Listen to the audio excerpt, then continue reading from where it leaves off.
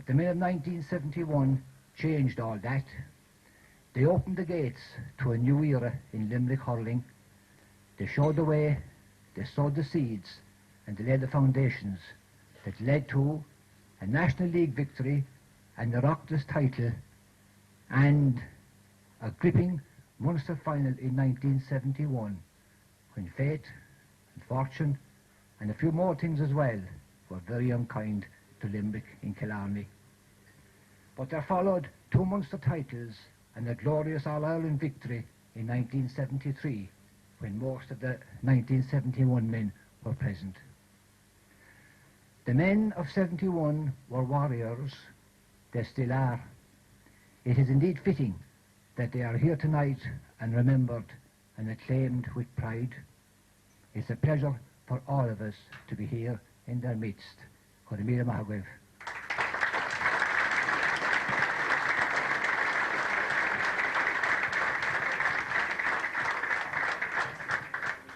Thanks, Brendan. Tremendous reminiscences there.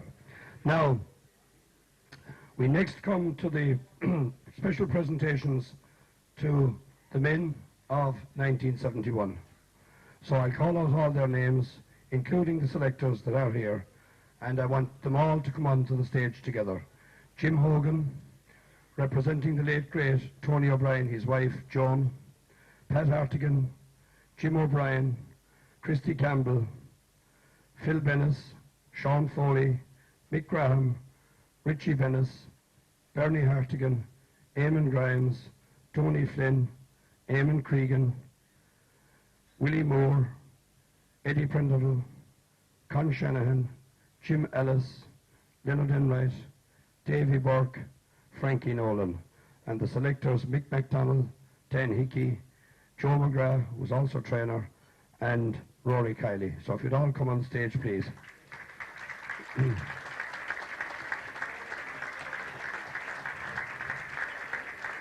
On the back, Mr. Sean Murphy will introduce you to each one individually. Thank you very much indeed, John. And first of all, ladies and gentlemen, we'd like to refer to the 1971 final. After losing the 1970 league final to Cork, which they lost by 217 to 7 points at Croke Park, Limerick made ample amends the following year at the Cork Athletic Grounds when a mighty Tipperary challenge was overcome in a trill-pack game with a last-minute point from Richie Bennis, which gave the Shannon Siders victory by 3-12 to 3-11. The team was trained by Joe McGrath and coached by the late Jackie Power, and it was Limerick's first title since 1947. That 1971 league campaign, from a Limerick viewpoint, was erratic and inconsistent. They scored an emphatic first-round victory over Galway at the Gaelic grounds, but then suffered a humiliating 3-11 to 0-3 defeat at the hands of Kilkenny in Nolan Park. Just before Christmas in 71, thanks to a late goal by Tony Flynn, who was just back after a 6-month suspension, they scraped home against Dublin. And then they travelled to Enniscorthy very much under strength, when Leonard Enright, with hair almost as long as the 13th apostle, was drafted in as reserve goalkeeper. And believe it or not, yours truly, who was then a GAA reporter with the Limerick Leader, was drafted in as reserve. There were no reserves in Enniscorthy that day, and the 3 men who tugged out were Dan Hickey, the late Mick Tynan, and yours truly. Amazingly, against all the odds, showing great courage and determination, Limerick won that game. But believe it or not, they had to beat Tipperary 3 times to win the league. They beat him at the Gaelic grounds by 2-14 to 1-14, and that forced a playoff at Croke Park, which Limerick won also. And so they went to the Gaelic grounds, and it was that man again, Richie Bennis, with a great last-minute point that ensured victory for Limerick. A crowd of just over 19,000 watched that hectic final, and the late Pádraig Purcell wrote, "Not since the days of Mick Mackey and his matches men have the green and white flags of Limerick waved in such deserved triumph." So the team that achieved that success back in May 1971. In goal was Jim Hogan and his Dearman, who had played hurling in Cork with Sarsfields and football in Cork with Lees, and will be best remembered as the dear man that beat his own club when Clahone beat Adair in 1971. He missed out in the All-Ireland, but he definitely got the league medal, Jim Hogan.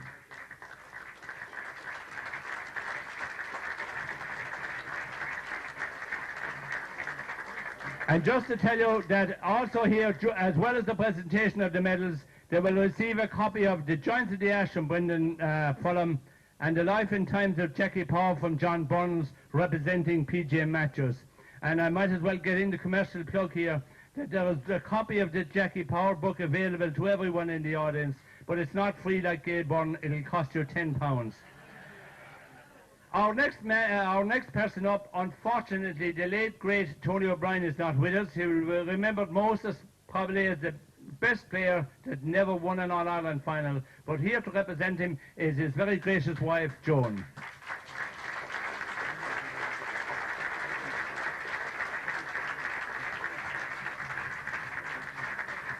Reckoned to be the greatest full-back of all times, a man who won several All-Stars awards and had to cut his career short, Pat Hartigan of South Liberties.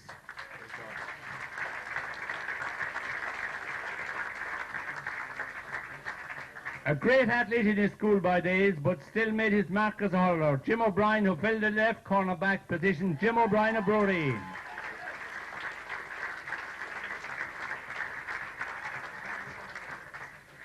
They say he was only a pint size, very small, but certainly had a lot of power. This man started his career with Old Christians. I remember him well as an outstanding juvenile, and then finished his senior career with Clahone as an outstanding hurler, the one and only Christy Campbell.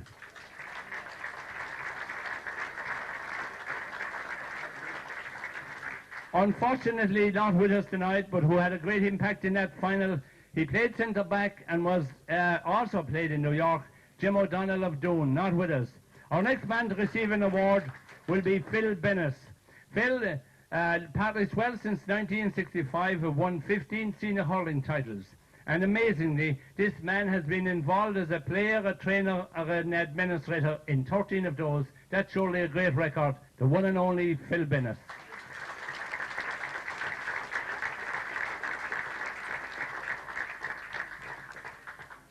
Sean Foley, the son of a man who won the first Oireachtas medal in 1939.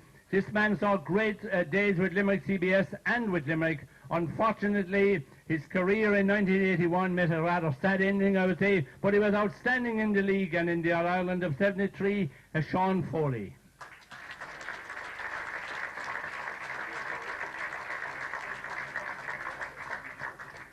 Considered one of the most unlucky men of that particular panel, got injured in the league in 73 and did not make the All-Ireland final panel, but still very much involved in GAA, Mick Graham of Clahone.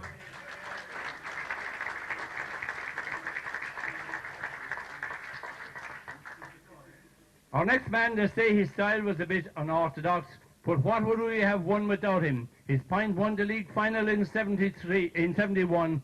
He won the Munster final in 73, and he scored 9 points in 73 in the All-Ireland final, one and only Richie Bennett.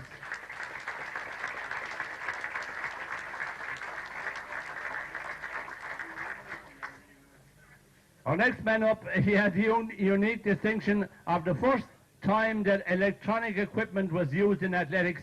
He decided to break a computer that was worth 12,000 in Copenhagen in 1976. But we remember him best, I suppose, as a hurler and footballer of outstanding ability. Played for Munster in both codes, played for his county in both codes, and also played a major part in the All-Ireland success of 73, but will be best remembered for his outstanding display in 71, Bernie Hartigan.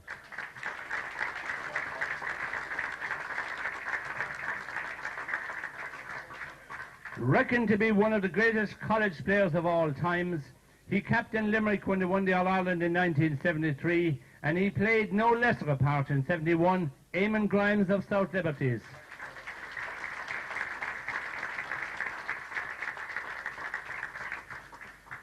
Our next man was always referred to as tough and tenacious, and a great friend of referees. A man who was always an opportunist, always on around the square to get the goal, Donny Flynn of Cappamore and Killeedy.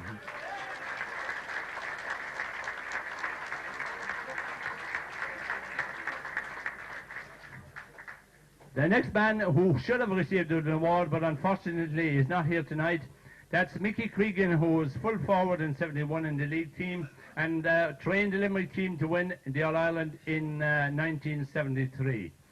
The next man to receive an award is his brother Eamon, and what can one say about Eamon Blondie Cregan? Reckoned to be the most complete hurler ever to wear the Limerick jersey. I suppose he switched. He was responsible for many of those 6 goals against Tipperary in the 73 Munster final, but most of all, I suppose his switch back to centre-back in the final was the move that finally blotted out Pat Delaney and got Limerick to All-Ireland in 73, Eamon Cregan.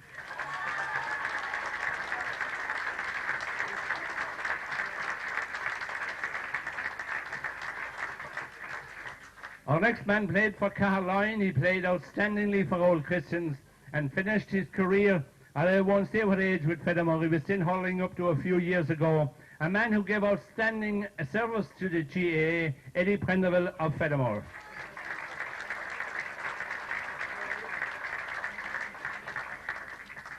From Croomaboo came our next recipient, and this man gave outstanding service at centre field throughout the 1971 campaign, Con Shanahan.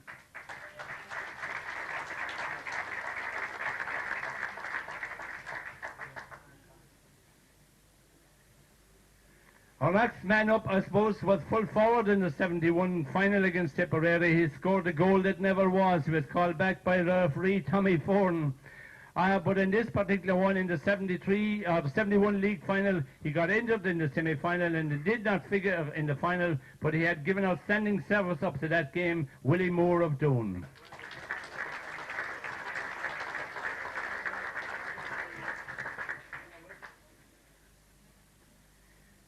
The next man was in and out of the panel, but also gave outstanding service. He played full-back and cornerback and was there right through the early 70s, Jim Alice of Doon.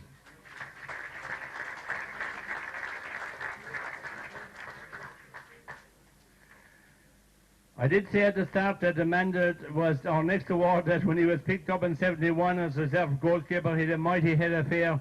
Maybe we're all getting a bit jealous at this stage that we have very little ourselves, but he seems to have reduced his amount of hair, but not his ability. This is a man who played goal, centre field, forward for Limerick, but finished up as an outstanding full-back, winning several All-Stars in that position, and also holds a unique record of the Catlin Award for an athlete in Europe. His record still stands, the one and only Leonard Enright.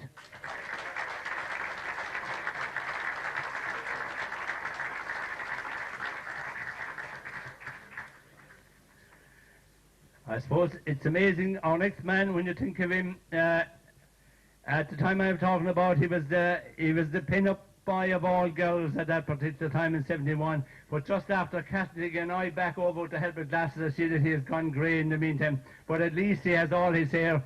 He was ready, willing, and able to come in at all stages of that campaign. Davy Burke of Garryspillane.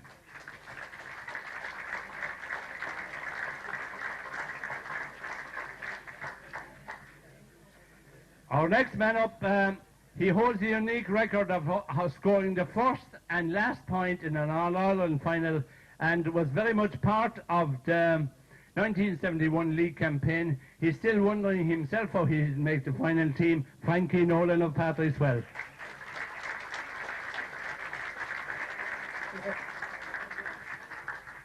He's talking about getting on next year, would you believe? Our selectors that year were Rory Kiley, I won't call you why, Dan Hickey, Mick MacDonald, the late Mick Tynan, and the late Sean Cunningham. Thankfully, we have 3 of them with him. Senator Rory Kiley, who was the only chairman of the Limerick County Board to preside over an All-Ireland winning team. He was there as chairman in 1973. He was a selector in 71. And I suppose I'll have to make an apology here. I did omit in the Jackie Power book that he was the man responsible for getting Jackie Power to coach that team in 71, the one and only Rory Kiley.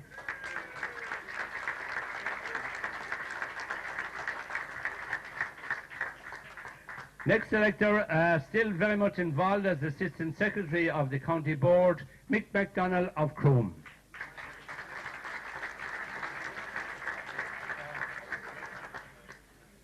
And last but by no means least, and perhaps himself and I, like Tom Cheesy, who got his league medal 35 years later, perhaps the Central Council will consider getting special ones for myself and Dan Hickey, seeing that we were the only subs in Enniscorthy in that day in 71. So, ladies and gentlemen, the man who has given great service, he is now chairman of the Gaelic Grounds Development Committee. He's also very much involved in SCORE, and he's also our Irish officer in the county board. Although a Tipperary man, we don't hold it against him. He has given sterling service to Limerick, the one and only Dan Hickey.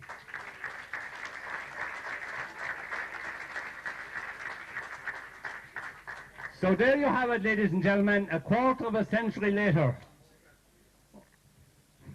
Could I forget him? My best friend, would you believe? Joe McGrath. This man came south. I was looking at the selectors. This man came south with what was known as the 5-year plan.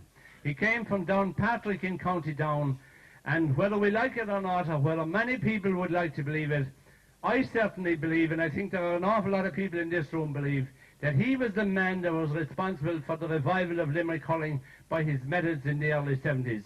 They didn't meet approval with most people at that particular time, and he certainly met troubled waters during his period as coach to the Limerick team. But I think that his methods, they are still showing dividends. Joe, my apologies for overlooking you. You're going to reply on behalf of all your teammates and players, and I have no doubt your ability will really be shown when you take over this mic. Thank you, Sam. Good evening, ladies and gentlemen. The first thing I'd like to do is I'd like to thank the Limerick Supporters Club for their kind invitation to Olga and myself to be with you this evening. I'd been asked when I came in would I say a few words on behalf of the players, and that indeed is a great honour, because to me, what can be said about the 71 players that hasn't already been said? A team does not come to win anything overnight. Anybody that's involved in the GAA and involved with teams will know that only too well. In the 69-70 season, we tried to get consistency together by getting a panel of players of ability, and Limerick had many of them. Get them to improve their skills, improve their teamwork, improve their physical fitness, improve their attitude, and prove to everybody that there were as good a men in Limerick as there were in any other county in Ireland. And we got that consistency out of them. We got to a National League final and were beaten on the day. Cork were just absolutely brilliant on the day. I remember on one occasion, on that day in Croke Park, Tomas Ryan, who was playing right half forward, and Phil Bennis was marking him. He got a ball, and Phil kept him out to the line and turned him. And he ran down under the old Cusick stand towards the centre of the pitch. And from the centre of the pitch, Phil on his inside, as he was wont to do, waving the hurley down the side of his face, warning him not to come in. He didn't come in, but he hit the ball over his shoulder from the halfway line, and guess where it went? At the railway end, over the bar. Now that was the type of luck that Cork seemed to have on that day. It may not have been luck to Cork people, but it certainly was not lucky for us. But we learned a lot from that situation. And I remember Mick Dunn and Micheál O'Hare saying to me, Joe, you said you had a 5-year plan. Do you think that they've blown it? They just haven't got it. And I said, I guarantee you, within 5 years, this team will have won every major trophy that the association has to offer. In 71, we came back. We won the National League for the first time in 24 years.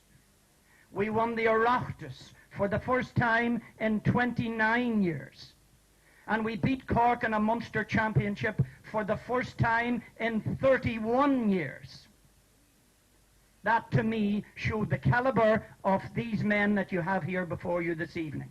These men in 71 wrote their names on the Limerick Roll of Honour. And while I've met them this evening and got this wonderful opportunity to speak to them and meet them again 25 years later, where many of them are saying to me, I'm feeling the years. They have written their name on the scroll of honour. And while they may be feeling the years, I can tell you this, when Limerick stories of hurling are told, these men will be forever young. Ladies and gentlemen, I thank you once again for listening to me. It's a great honour for me to say a few words on behalf of this team. And within that 5 years, these men went on to win their All-Ireland. And not only that, they were unlucky maybe not to win another one. But they laid the foundation stone and brought pride that was there and was just under the surface back to Limerick hurling, and it hasn't gone underneath the surface. Limerick have been there and are there still and will continue to be there as a result of the work and hard work that these men did in winter nights training in the muck and rain 3 and 4 nights a week. Before you, you have men that you've honoured tonight, and rightly so. They're a credit to Limerick, and I personally will always, unto my dying day, be delighted to have been associated with these great men. Thank you very much, Chairman. Well said, Joe.